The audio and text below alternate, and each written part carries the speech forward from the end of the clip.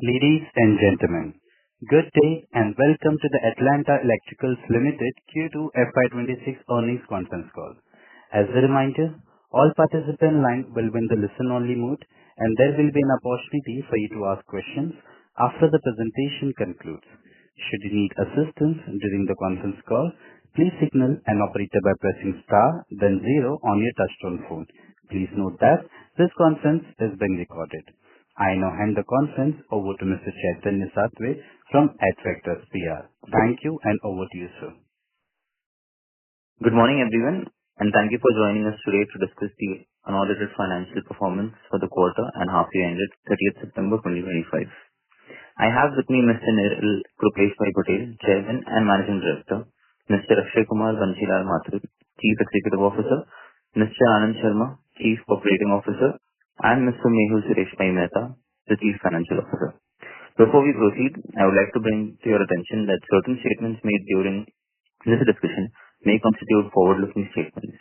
These statements are based on our current expectations, assumptions, and beliefs regarding future developments and are inherently subject to various risks, uncertainties, and factors beyond our control. Such forward-looking statements involve both known and unknown risks, and we advise you to interpret them with caution. I will now hand over to Mr. Niril Patel for his opening remarks. Thank you, and over to you, sir. Thank you. Good morning, everyone. A very warm welcome to Atlanta Electricals Limited earnings conference call for quarter and half-yearly end 30th September 2025. Our results, investor presentation, and media releases have been shared with the stock exchanges and uploaded on our website. I trust you have gone through them. Before we move into the financial and operational updates, let me begin with a very quick industry outlook and the strategic content of how the industry overview is. The power equipment and transformer industry continue to be a strong structural growth trajectory for both India and globally. Domestically, the environment is highly encouraging. India's power transmission grid is undergoing a significant transformation led by NEP, the National Electricity Plan, and the Green Energy Corridor, and ongoing revamped distribution sector schemes, the RDSS schemes initiatives. These programs together aim and strengthen the grid reliability, expand interstate transmission capacity, and enable faster renewable energy integration. The government's continued emphasis on self-reliance in power equipment manufacturing under the Make in India initiative is driving clear visibility for domestic manufacturers. Additionally, the planned rupee 9.6 trillion capex in the transmission projects through 2032 provides a multi-year demand visibility for power transformers, reactors, and allied transmission and distribution components. With a backdrop, renewable energy integration has emerged as the single largest growth driver. India's commitment to achieve 500 gigawatts of non-fossil capacity by 2030 means a large-scale evacuation infrastructure will be required, particularly in solar hubs like Rajasthan, Gujarat, and Karnataka.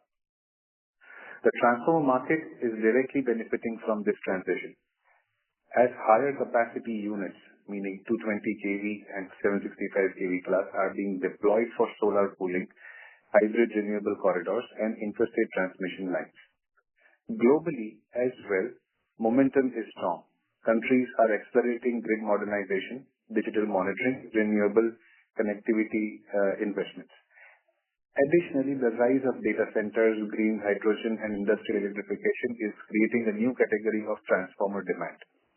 This gives Indian manufacturers, particularly those with high technical depth like Atlanta, a clear opportunity to expand export share over the medium term. As Atlanta, FY26 has been a pivotal year, one where we are consolidating scale, unlocking our new product capabilities, and positioning ourselves for the next phase of growth. Our total manufacturing capacity now stands at 63,000 MVA, making us one of the largest integrated transformer producers in the country. This expansion gives us ability to participate across high voltage range from 66 kV distribution transformers and power transformers all the way up to 765 kV extra high voltage units. The recently acquired BTW facility is a key milestone in our journey.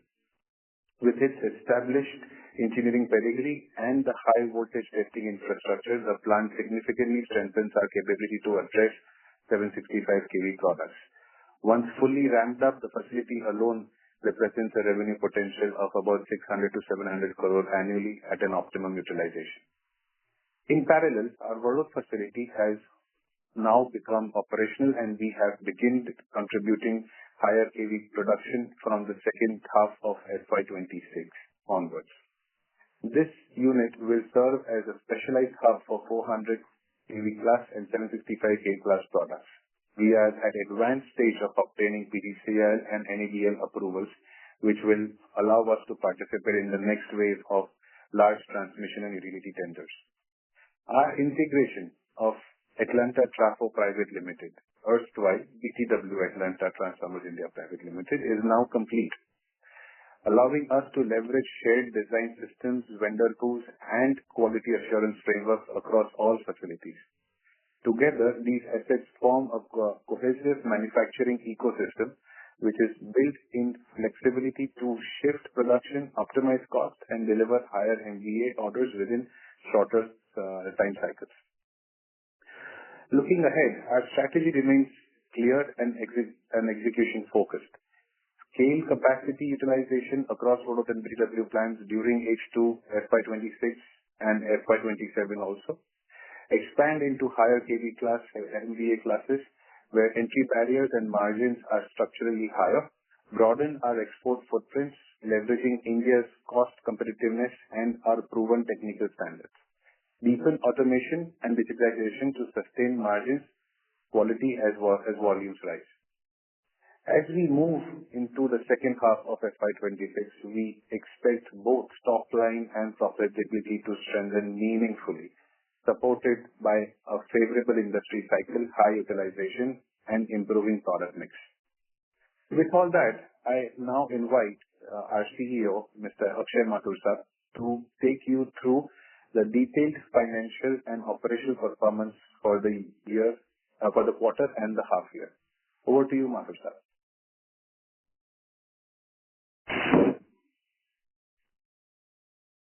Quarter 2 FY26 marked another period of steady execution for Atlanta Electricals as we continue to strengthen operations, enhance efficiency, and maintain disciplined financial framework. Before I go into the numbers, I would like to highlight that in our industry, revenue recognition is linked to dispatch, factory acceptance test, which we call FACT, and site acceptance milestone, which typically cluster post-monsoon as utility schedule shutdown and year-end capital expenditure. As normally the second half of the year delivers a stronger performance both in revenue and profitability. Coming to financial highlights of Quarter 2 FY26. Revenue from operation for Q2 FY26 stood at 317 crores, up 17.3% year-on-year, while H1 FY26 revenue stood at 632 crores, up 10.9% year-on-year. This is driven by robust execution in the transformer and healthy order inflows from utilities and industrial clients. EBITDA for the quarter was rupees 55 crores, while H1 EBITDA stood at rupees 104 crores.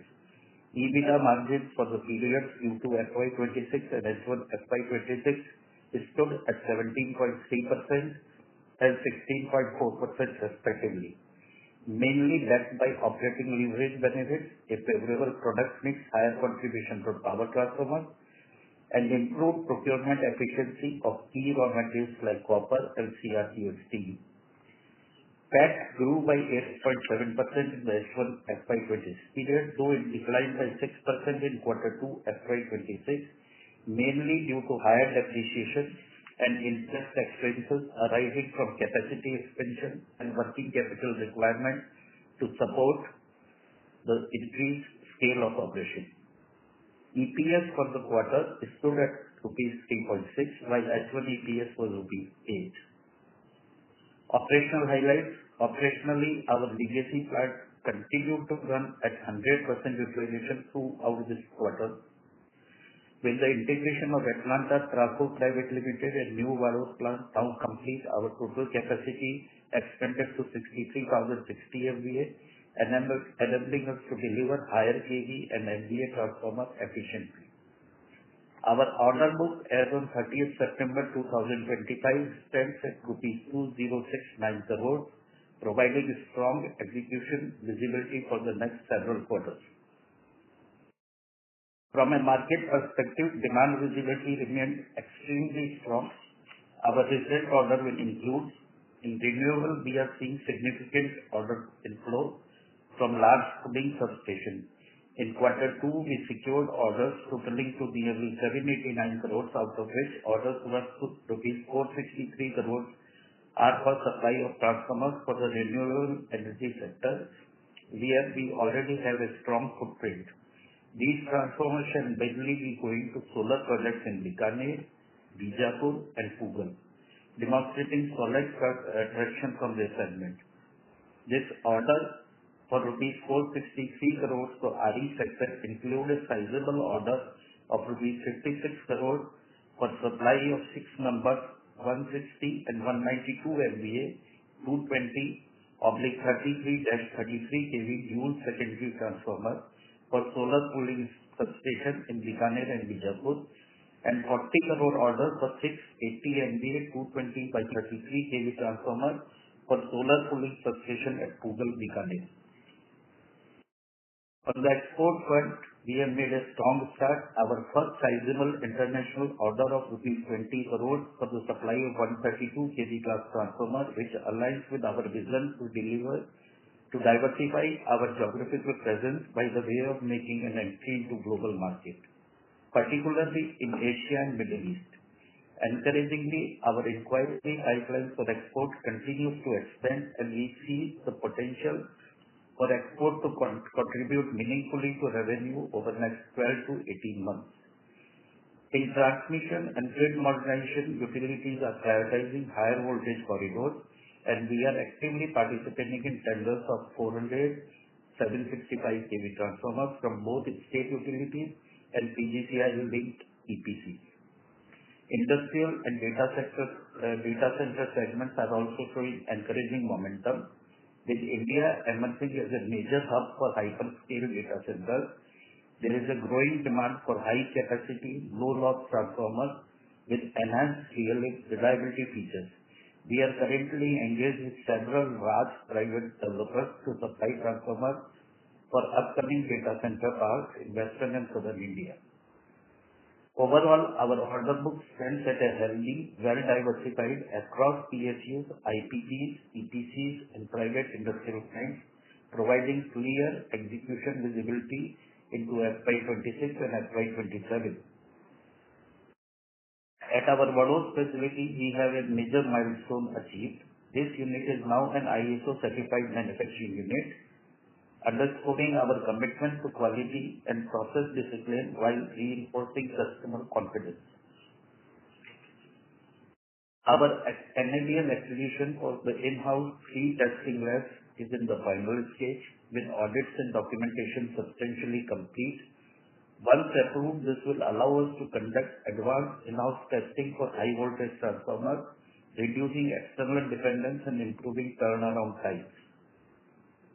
Meanwhile, the PGCIL plant approval process is progressing well, with the customer audit scheduled for November 2025. We are fully prepared and confident of completing it successfully. Together, these milestones will enhance our eligibility for large EHV tenders, strengthen to compliance credibility, shorten lead times, and contribute to better cash conversion and operational efficiencies. Outlook: as we enter the second half of FY26, we expect a stronger traction in both domestic and export orders, improved cash conversion, and resilient margins. Our healthy order book, operational discipline, and continued focus on EHV and renewable linked projects will support sustained growth momentum. Thank you. Thank you very much. Thank you, Manu sir. To summarize, Atlanta Electricals is defining its stage of growth journey. With expanded capacity, entry into 765 kV class and 400 kV class transformers, and growing traction in the renewable transmission and export markets, the company is well positioned to deliver substantial profitable growth. Our consistent execution, strengthened financial position, and continued investment in technology allows us to deepen our customer trust and create lasting value for our stakeholders. We look forward to a strong H2 FY26 and remain confident of maintaining our momentum through next phase of expansion. Thank you for joining us, and we now open the floor for questions. Thank you very much, sir. We'll now begin with the question and answer session. Anyone who wishes to ask a question may press star and one on their touchtone telephone. If you wish to remove yourself from the question queue, you may press star and two. Participants are requested to use headsets while asking a question. Ladies and gentlemen, we'll wait for a moment while the question queue assembles.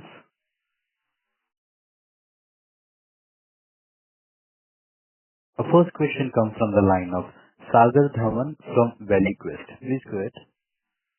Thanks for taking my question. My question is on the new CapEx that has been announced on the IDB transformer side. So what is the timeline for the completion of this CapEx? This is Neeral Patel this side. I'm sorry I didn't get your name, sir. Hi sir. This is Sagar Dhawan from ValueQuest. Hi.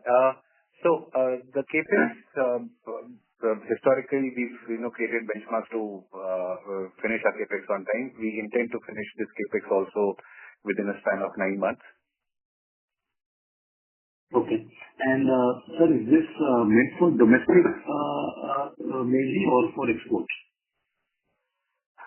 This is for the inverter duty transformers, mainly for solar applications, solar power generation side, targeted for domestic market. Understood. And on the capacity terms, if you could also tell us how much this quantifies in MVA terms and what kind of top line it could generate at good capacity utilization? Inverter duty transformers range from 6 MVA all the way till 15 or 16 MVAs in the market as per the customer's requirement. We intend to produce more of 12.5 and 13.5 MVAs from this facility. The intended facility is 5,000 MVA only.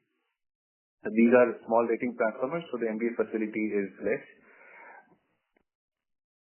Okay. I hope and what kind of Sure. And just one more follow-up. In terms of the top line, which it could generate, if you could quantify that as well, at full capacity utilization, how much could this plant generate at what top line?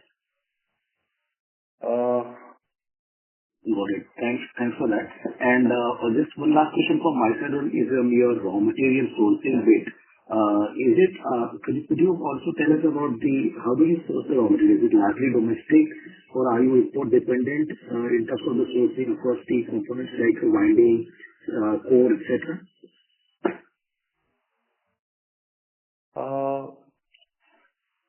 So the sourcing of raw material is largely domestic. Of course, some of our vendors, when we talk about CRGO, may be relying more on the import cycle for the CRGO steel. However, majority of the material is sourced domestically. There are certain components that are specifically imported for higher kV class, like insulation material, RIP bushing, tap changers. We have long-standing relations with our suppliers, and we are, as of now today, getting deliveries on time. The trick of the game is to place orders on time and give them booking well in advance, and we end up getting material on time.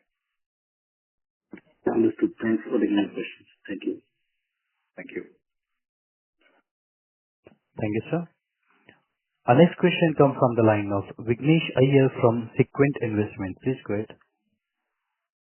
Hello.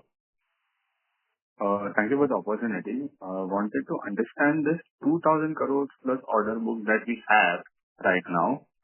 Is there any order, as a part of this order book which needs to be executed only from the new facility? Or is it, executable in the old facility itself? About 300 crores order book is 400 kV class, and that is supposed to be executed from the Vadod facility, which is now commissioned.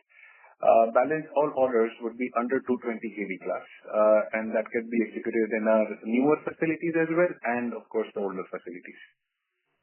Okay. Like Mr. Mathur Saab explained, the older facilities are operating at full efficiency, so now the load is diverted to the newer facilities. Right.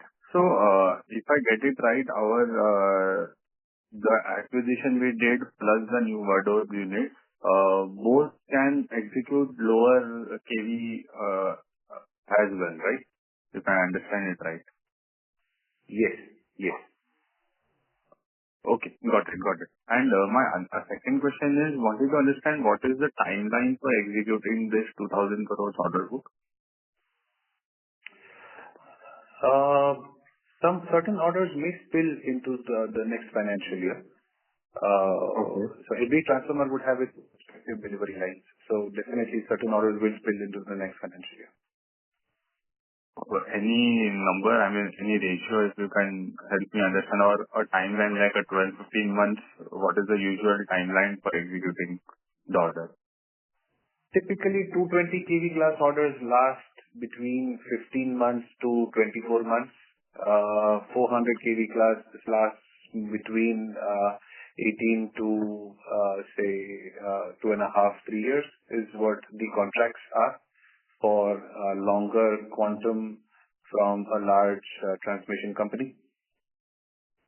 Okay. Got it, sir. Yeah, that's all from my side. Thank you. Thank you, sir. Ladies and gentlemen, anyone who wishes to ask a question may press star and one on their touchtone telephone. Our next question comes from the line of Chavin Zabiri from Share India. Please go ahead. Yes, sir. Thank you for the opportunity. So my question was with regards to solar panel manufacturers are now entering the transformer space, basically for their own captive consumption. So will there be any effect on our business? The transformer manufacturing, there will be incremental capacities coming in. We are aware of that. And looking at the market size that we have to cater to, it is whatever capacity that we build is going to be smaller. And hence, the inverter duty transformer manufacturing facility was planned.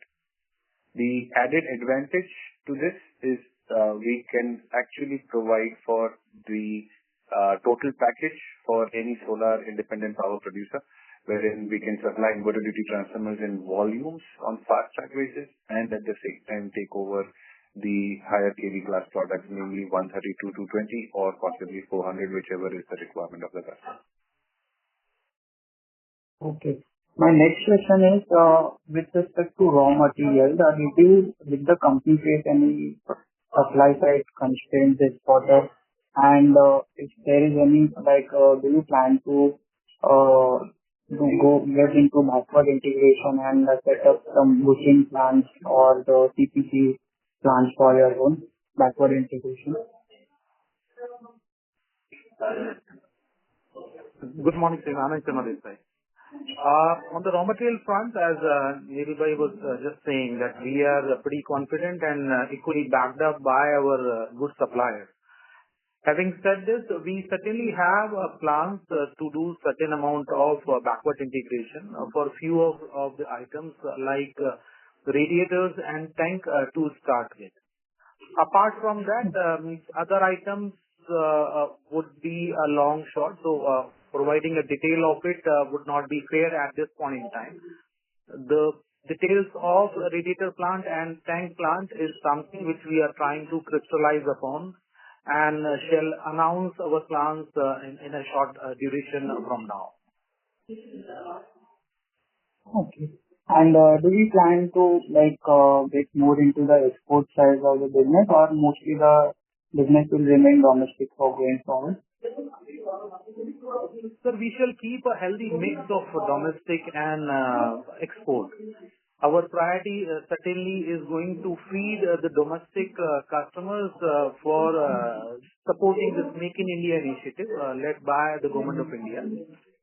But certainly, the export market certainly provides better opportunities for the margins and our geographical diversification.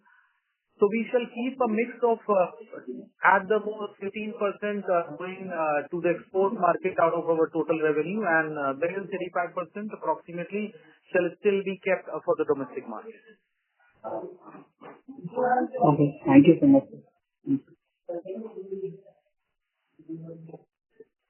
Thank you. Ladies and gentlemen, anyone who wishes to ask a question may press star and one on their touchtone telephone. Our next question comes from the line of Charchit Malu from Genuity Capital. Please go ahead.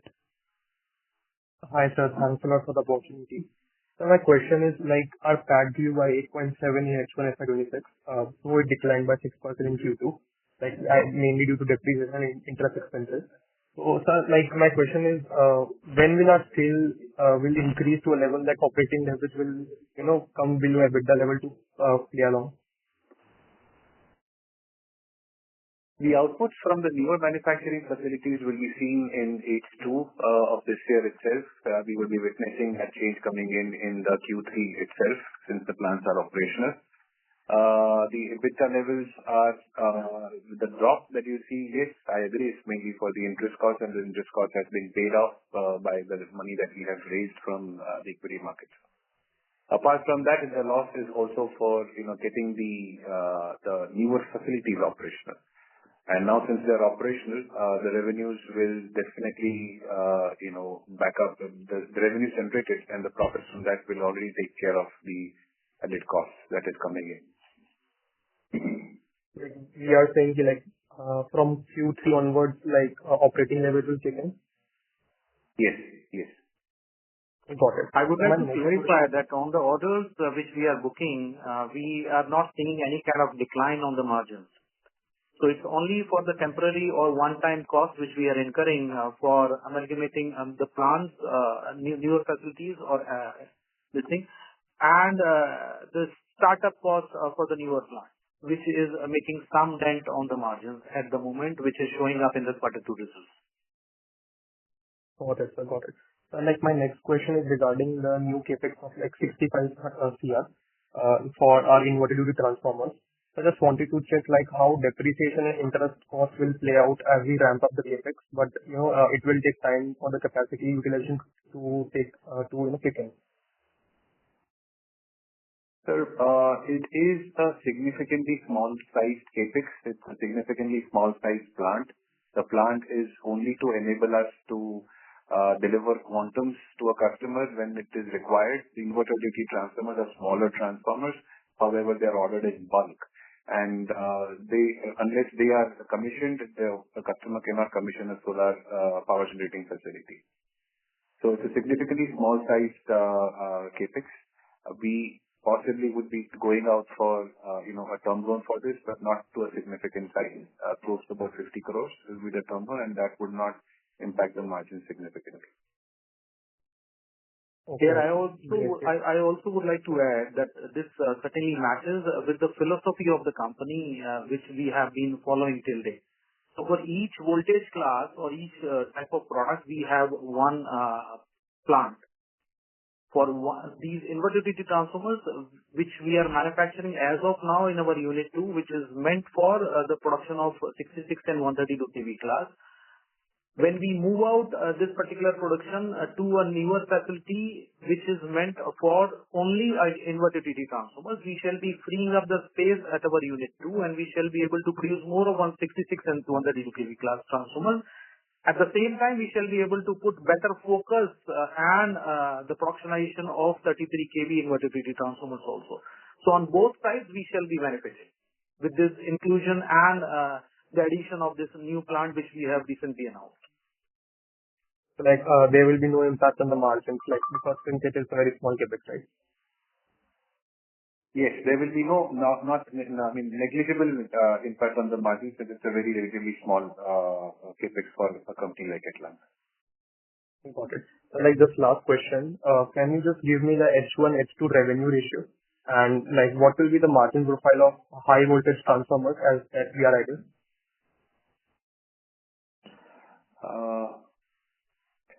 H1, H2 revenue ratio, I fail to understand. Like contribution from H1 versus H2 revenue. Q1 versus Sir, we would not be able to give any forward-looking guidance on the current H2 or how it's going to perform, very frankly speaking. But at the same time, H2s are usually larger because that's where the customers would like to commission their facilities and capitalize them. Q4 is significantly, the volumes significantly are more in the quarter four. But like I mentioned in my last earnings call, we have grown leaps and bounds. Last year's growth rate was close to about 40%. We intend to keep the same growth trajectory in this year itself, and significantly confident in terms of the order books that we have, and significantly confident in terms of the newer capacities that are getting added, which are mammoth sized. Got it, sir. And like, what are the like margin profiles for high voltage transformers? A couple of basis points higher is what we anticipate for a near future, because entering into these segments is something where it takes a lot of technology cost, research and development cost. Once stabilized, the margins turn out to be better. We achieve economies of scale and the margins turn out to be better. If possible, can you just quantify if possible? It will be difficult for us to quantify since the first product gets manufactured, and that would be the right time to share the information. Right now, all I'll be sharing is basic estimates, and which we would not like. But yes, we know that they are higher. We know that they are better.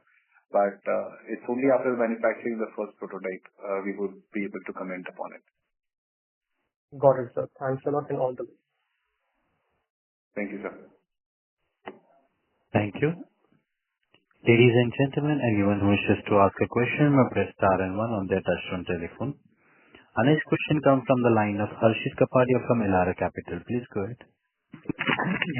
Thanks for the opportunity and congrats for a good set of results, sir. Just a few questions from my side. Wanted to check on how do you see, let's say by 2030, if you want to look at the company, what would be the product mix and what would be the sector mix? Right now it's 75-25 on product side for power transformers across the other transformers, and T&D being a major share. So by 2030, given your capex plans and you're getting approval from other bigger vendors and moving into high voltage, how would the mix look like?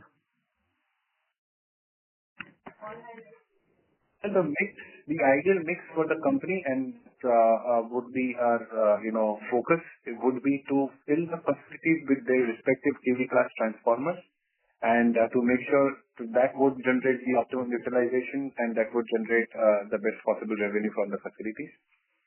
Going forward, the newer facilities that we've created, I'm assuming larger transformers would be procured by Power Grid Corporation of India, NTPC, and larger IPPs who would require these kind of transformers. By FY30, we see ourselves as a very dominant player of 400 kV class. We see a very dominant player of 765 kV class also by FY30, because the company is working on research and development and tech types for both kV class as we speak. Understood, sir. The market, when you talk about 70-30, we intend to keep more or less the same ratio, because these transformers, when they are actually purchased in larger volumes by state transmission companies and central transmission companies, and this ratio would possibly remain the same. Understood, sir. Secondly, sir, most of your competitors like you have also expanded the capacity. So where are we in the stage in terms of market? Are we closer to, demand matching supply, or is still a gap, a bigger one? So the gap is there as we speak, and the gap is going to be there, say 3 years down the line also. Regarding the requirement our country itself has, the gap is going to be huge. And that's where, the central power transmission companies are encouraging more and more people like us to set up, or expand their manufacturing base. The targets, the country sets, our nation sets, are targets for long term. And then when the targets are achieved, that doesn't mean that the new target will not come. So as and when the target is achieved, the new target will come, and the new targets will further require transformers. Understood, sir. And we have seen the prices on the raw material side have started inching up. What is the strategy for company to ensure that we'll continue to maintain, healthy margins? And do we hedge any commodity, etc.? If any policy would be great.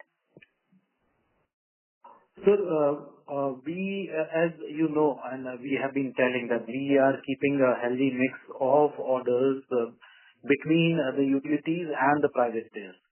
So at the moment, 70-30 is the ratio which we have been following, and we are following now also between the utility and the private players.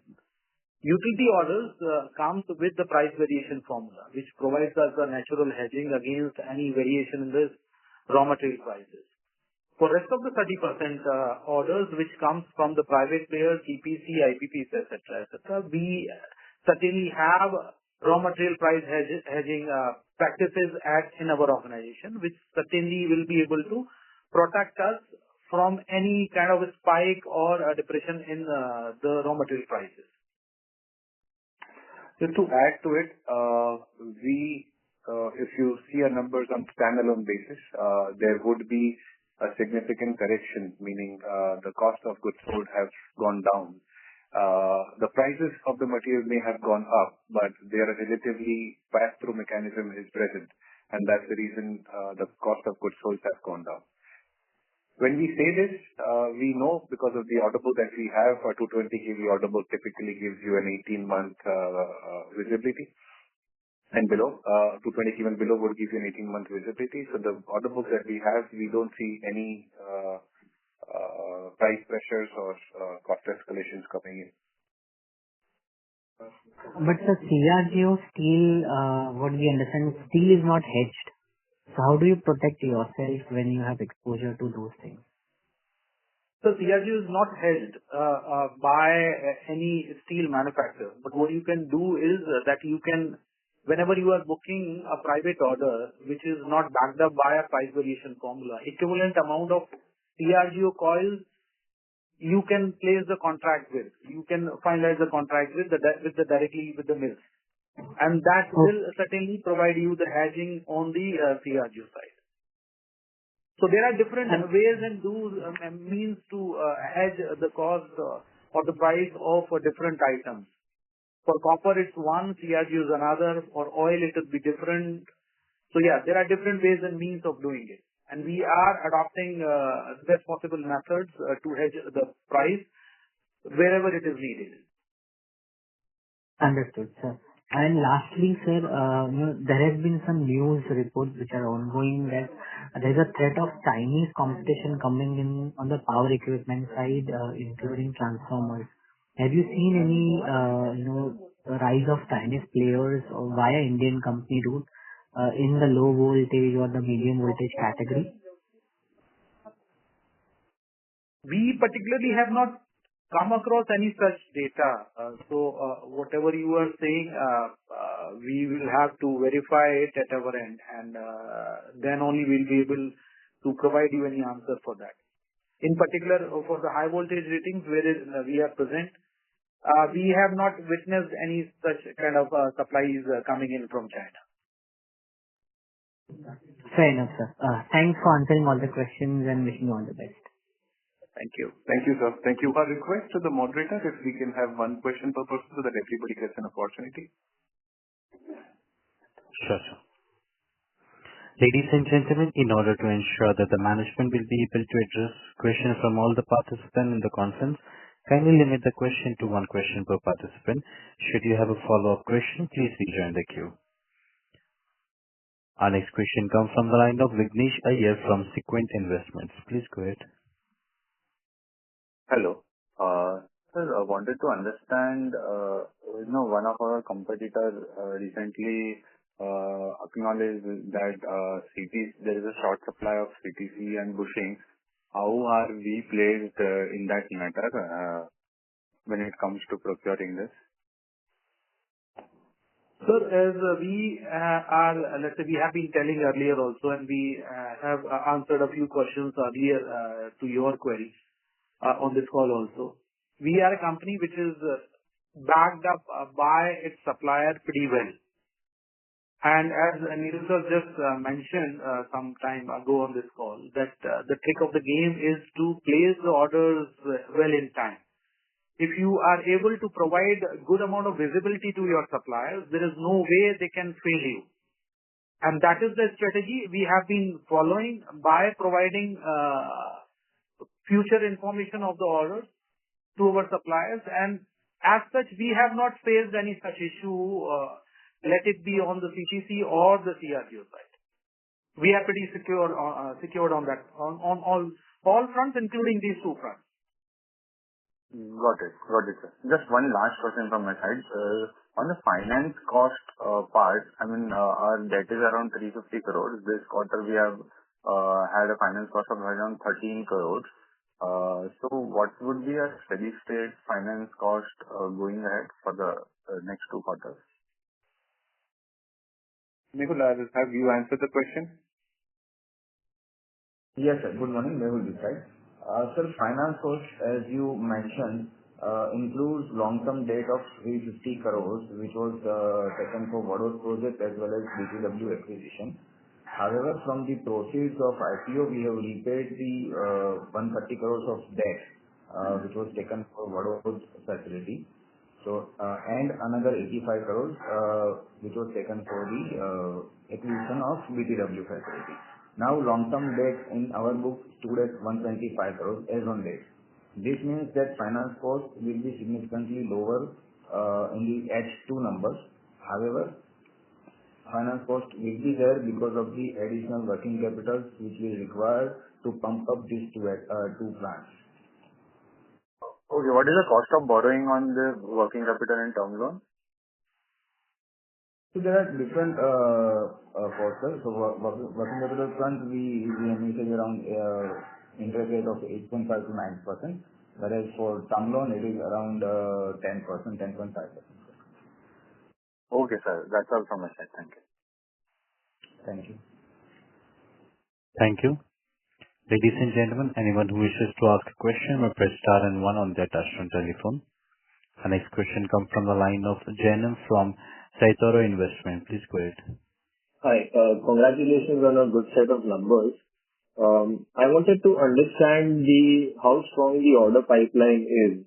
While I understand that the order book is healthy at around 2,070 crores, if you could provide some texture and color and quantify what sort of bidding are we doing, and what is the typical win rate, that would be helpful.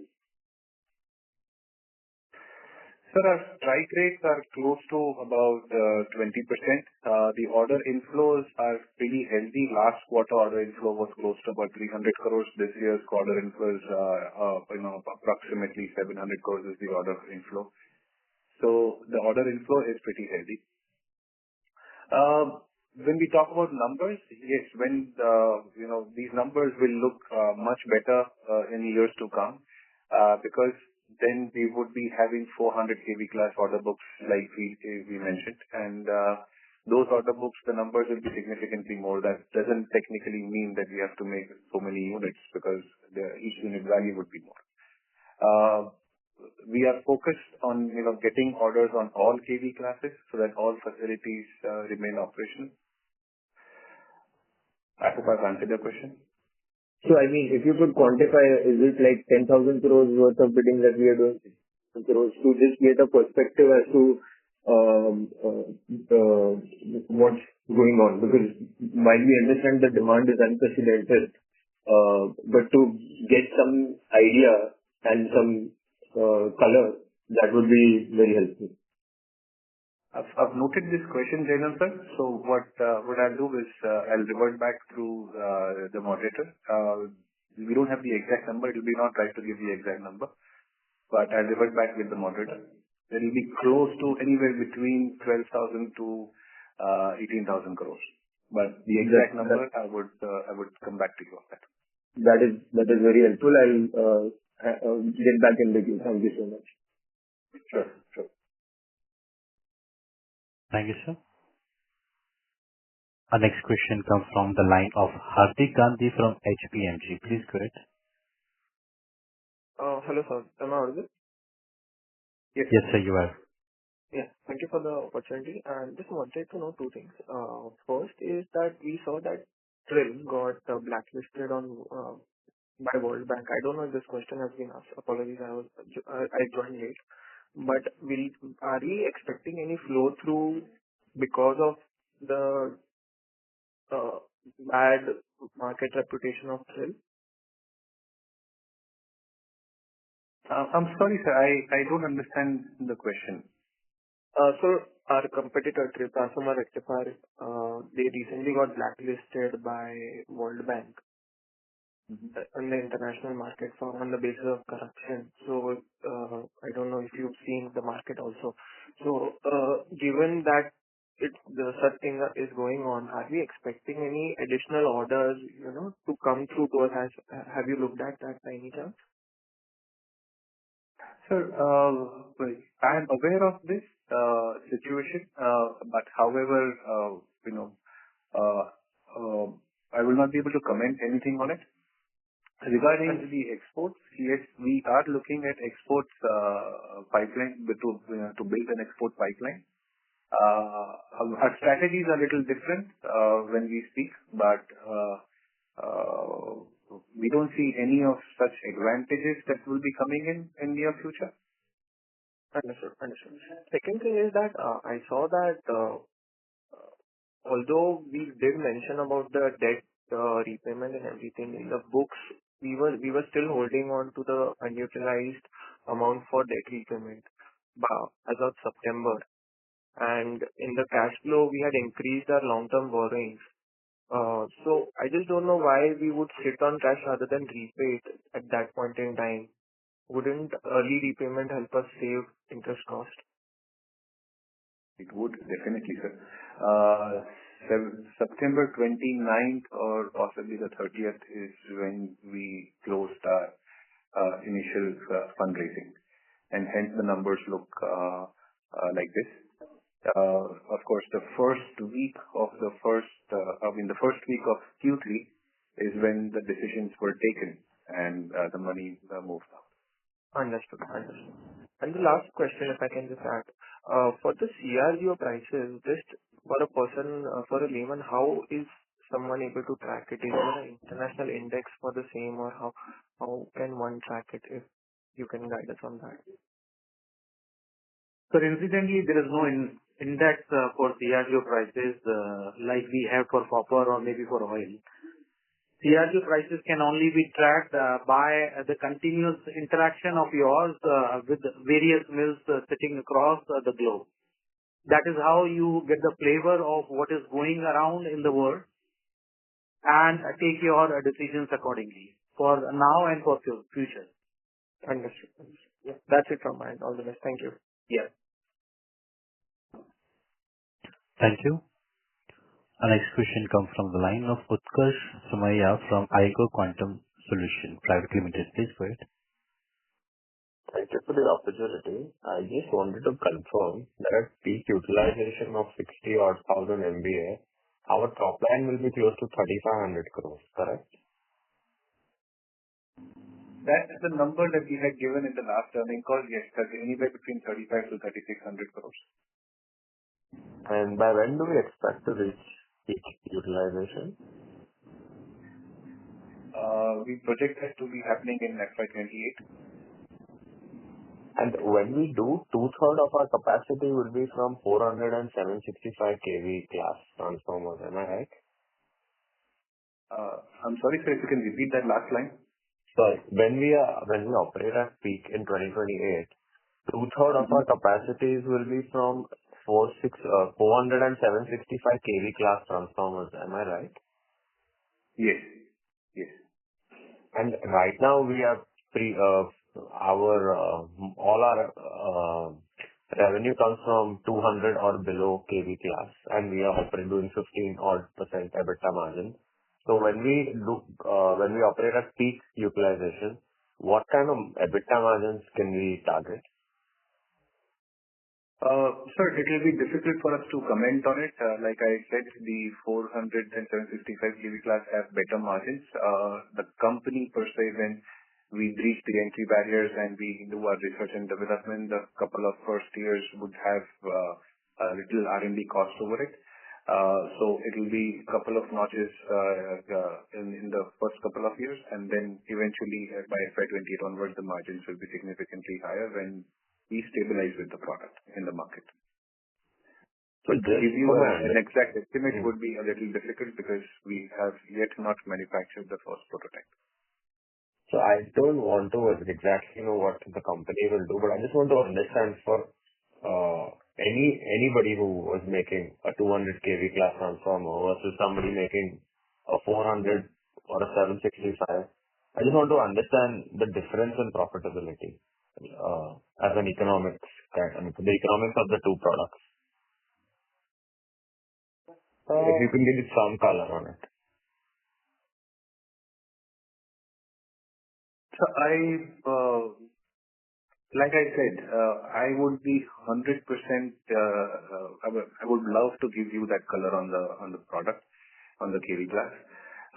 However, with a little bit of relevant experience, the number that I say would be correct.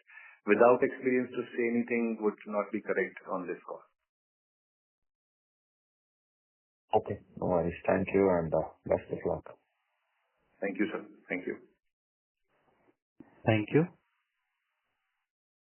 Our next question comes from the line of Jainam from Celtero Investment. Please go ahead.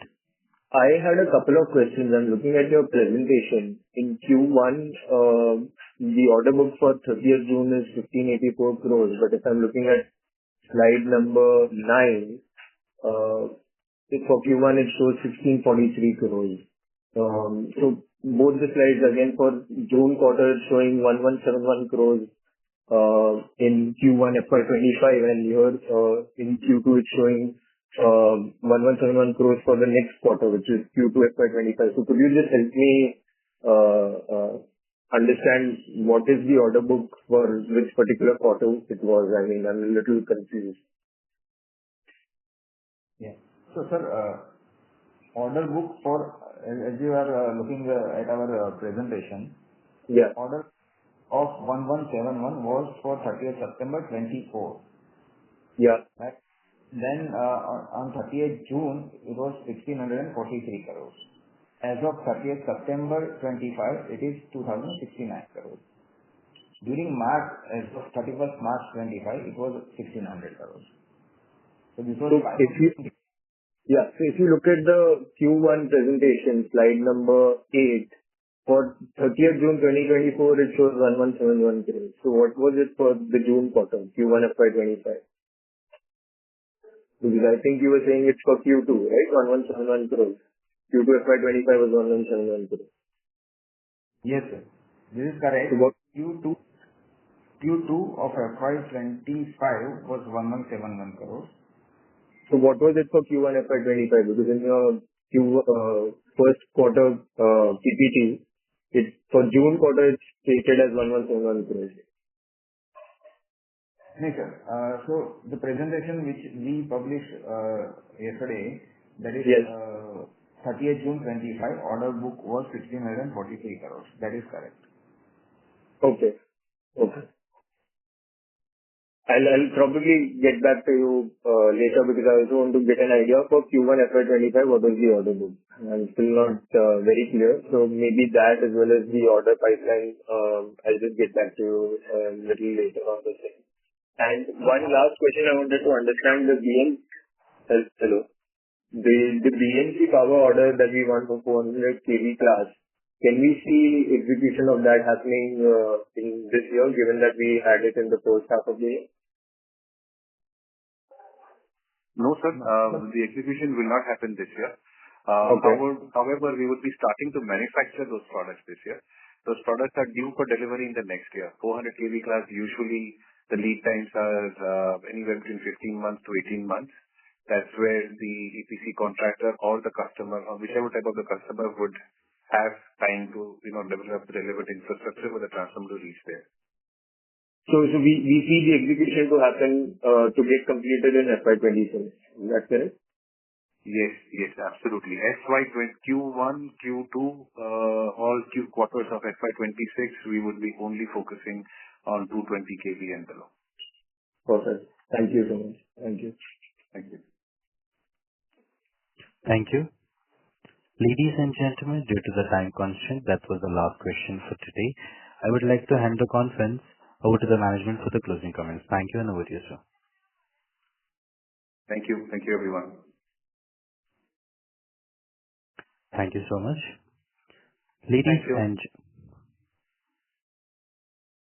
Thank you, sir.